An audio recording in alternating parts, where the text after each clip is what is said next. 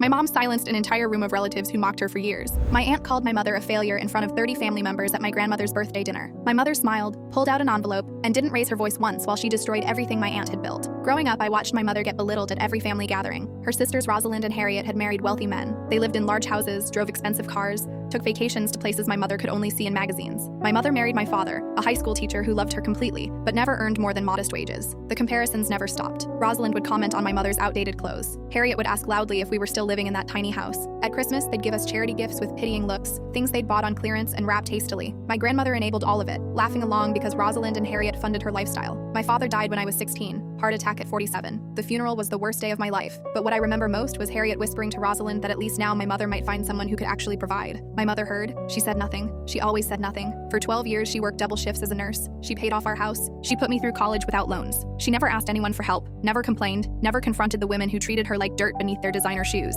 Then came my grandmother's 80th birthday. Rosalind had organized a lavish party at a rented estate. 50 guests, catered food, a live band. She made sure everyone knew she'd paid for everything. The speeches began after dinner, each aunt trying to outdo the other with declarations of love for their mother. Then Rosalind decided to humiliate mine one more time. I just want to acknowledge my sister Vivian for being here tonight. I know it must be hard watching what real success looks like. Maybe if Kenneth had been more ambitious, things would have been different. But at least she has her health, right? The room laughed. Harriet raised her glass in mock salute. My grandmother smiled approvingly. I started to stand, ready to defend my mother for the first time in my life, but her hand caught my wrist. She squeezed once and stood up herself. Thank you, Rosalind. That was generous of you. Her voice was calm, almost pleasant. She reached into her purse and pulled out an envelope. I wasn't going to do this tonight, but since we're sharing, I have an announcement too. She opened the envelope and unfolded a letter. 6 months ago, I was contacted by a lawyer representing Walter Brennan. Some of you might remember him as Dad's college roommate who moved to California. He passed away last year with no children and no spouse. He left his estate to the families of his closest friends. The room went quiet. Dad was his closest friend. Walter left his entire estate to our family. But since Dad passed 15 years ago and Mom refused to acknowledge the inheritance because she didn't remember who Walter was, the lawyers tracked down his children instead. My mother paused, looking directly at Rosalind. The estate was worth $14 million,